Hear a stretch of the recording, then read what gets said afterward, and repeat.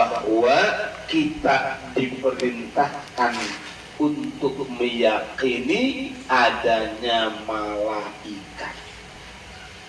Beres kemarin malaikat Jibril dan tugasnya malaikat Mikail dan tugasnya malaikat Israfil dan tugasnya beserta dalil.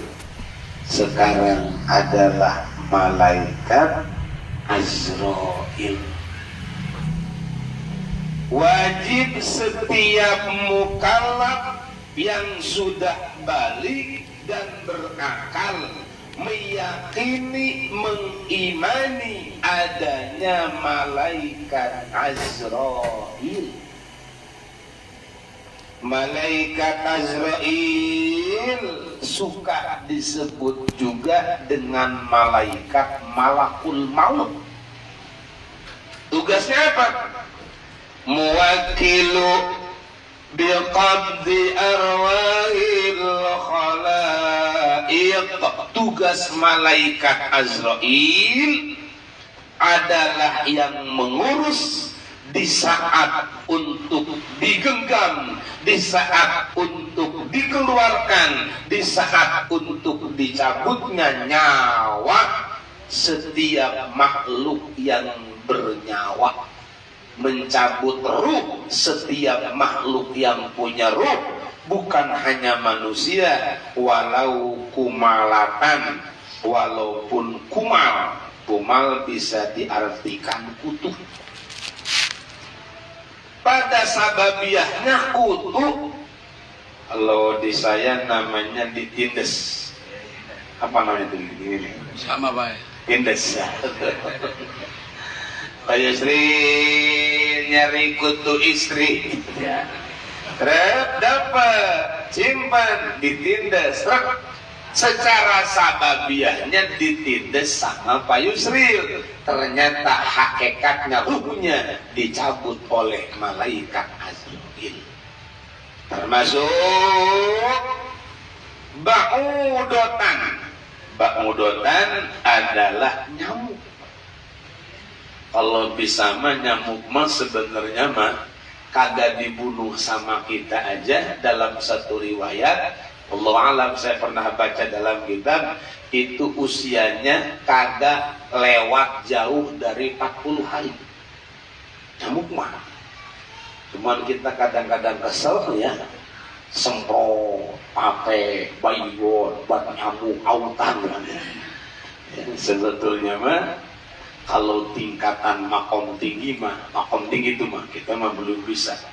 Seperti Abu Ya Armin, seorang waliullah di Pandeglang, itu mengarahkan santrinya sengaja, bahkan niatkan ketika tidur, kalau ada semut, kalau ada nyamuk yang gigit, niatkan sedekah buat nyamuk. Masya Allah. Karena Imam Ghazali aja gara-gara netesin tinta, ngeliat lalat kelihatan aus, ditetesin tinta, minum lalat. Ternyata dengan amal itulah Allah mengangkat derajatnya. Apalagi Pak Ramadan nyiapin larutan buat saya, pakai es lagi. Ya, artinya ini menandakan dalam kebaikan nggak boleh dianggap sepele. Karena kita nggak tahu rahasia Allah dalam kebaikan yang mana Allah mengangkat derajat kita. Kalau bisa mah niatin, nggak usah pakai autan, sedekah buat nyamuk kalau bisa. Tapi kan kita mah nggak bisa, ngomong itu kan ya. Sih udah semprotnya itu kan ya. Apalagi zaman dulu mah, zaman belum ada autan, belum ada pakai. Di kampung saya mah tuh Pak Haji pakai tutup yang suka buat masak air, kan ada tutupnya tuh, panci, ada tutupnya, kasih minyak sayur, dikebut-kebut, belum tuh, itu pada nempel nyamuknya tuh. Termasuk nyamuk makhluk yang kecil, bahkan termasuk burgusan. Burgusan itu kalau kita belanja atau pulang belanja, pulang ngaji mau maghrib, suka ada lalat kecil mah. Ya, itu cucunya lalat kali ya. Tapi kalau nempel ke mata perih tuh. Apalagi apalagi manusia. Jadi hakikatnya jangankan sekelas manusia Bang Imron, sekelas nyamuk aja sudah ada ketentuan kematiannya, apalagi manusia. Ketika kita sudah meyakini bahwa Allah menugaskan malaikat Azrail disebut malakul maut untuk mencabut nyawa makhluknya, berarti kita sadar yang menentukan hidup dan kematian adalah Allah Subhanahu wa ta'ala. Yakinkan itu. Ya Allah, dalam satu kitab namanya Kitab Daqaiqul Akhbar Pak Jirwan, itu dijelaskan dalam satu keterangan 40 hari lagi dicabut nyawa seseorang, malaikat Israel sudah dikasih perintah, sudah dikasih bocoran oleh Allah Subhanahu wa ta'ala. Bahkan dikisahkan ada satu pohon yang daun-daunnya itu nama-nama makhluk atau manusia yang masih hidup.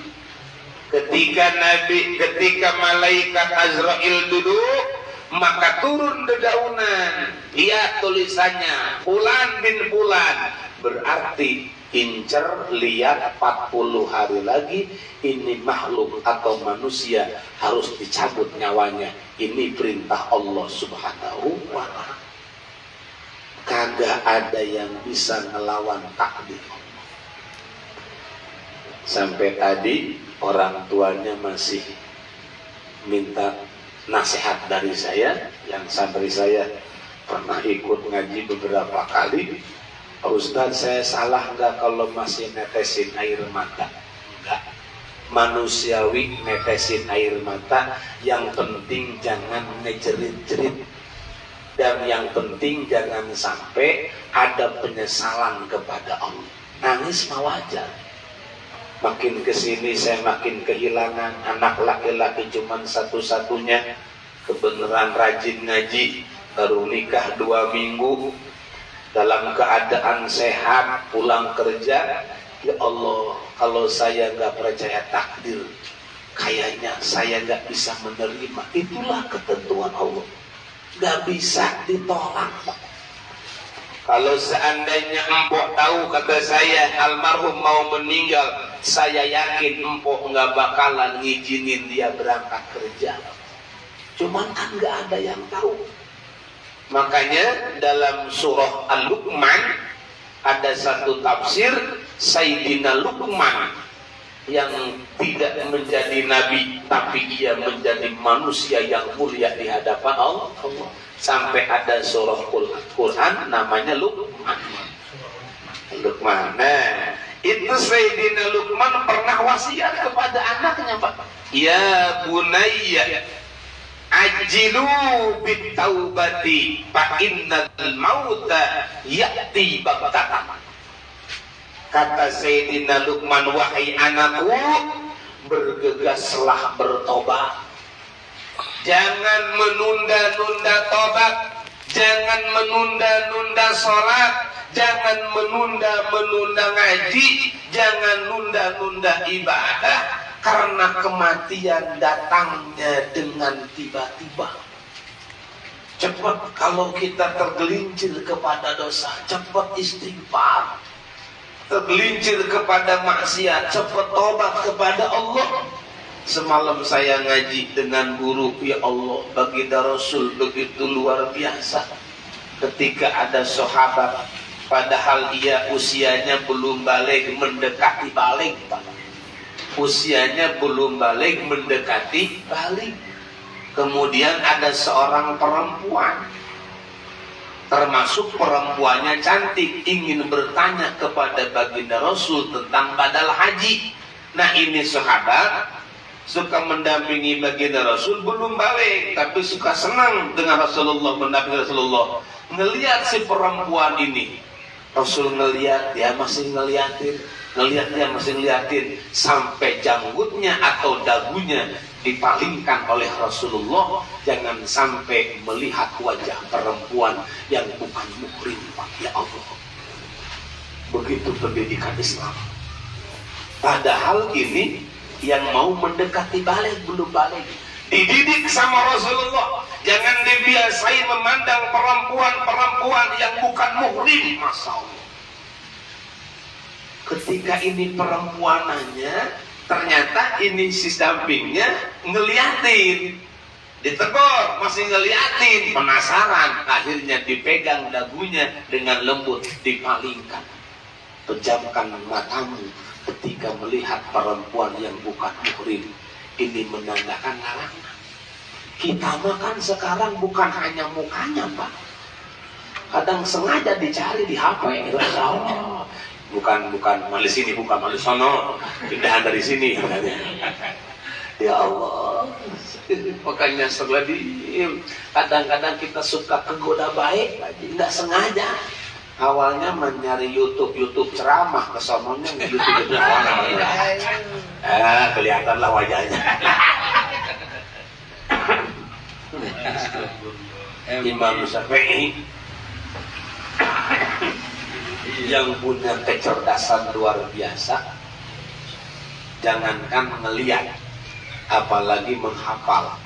Ngedengar sekali langsung hafal. Imam Syafi'i itu pernah hafalannya hilang 40 hadis gara-gara kagak sengaja ngeliat betis nenek-nenek. Coba itu, pantesan kita ngaji lupa mulu. Kita mah satu sengaja, dua yang dilihat bukan betis, kakaknya betis sebenarnya, naik ke atas dikit. Kemudian yang dilihatnya bukan nenek-nenek, beri boy. Wah, udah pantesan kita mau lupa mulu. Makanya kita ngaji banyak istighfar, salah satunya ngaji pengen diampuni dong. Astagfirullah Rabbal baraya, astagfirullah.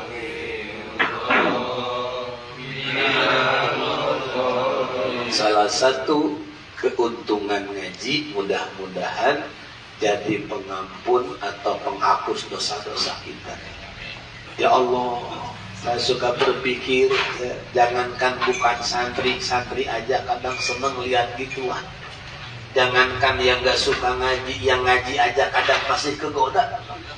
Ya, makanya terus jangan berhenti ngaji. Bisa nomor sekian minimal dengan berangkatnya kita ngaji, walaupun macet, walaupun ninggalin pekerjaan, dagangan, niatin di hati, minimal kita mendapatkan ampunan dosa dari Allah Subhanahu wa Ta'ala. Karena kalau dosa ditimpahkan di dunia bakal jadi malapetaka, kalau ditimpahkan di akhirat bakal menjadi siksa. Na'udzubillah summa na'udzubillah. Fa innal mauta ya'ti baghtatan. Karena kematian, kata Sayyidina Luqman, bakal datang dengan tiba-tiba.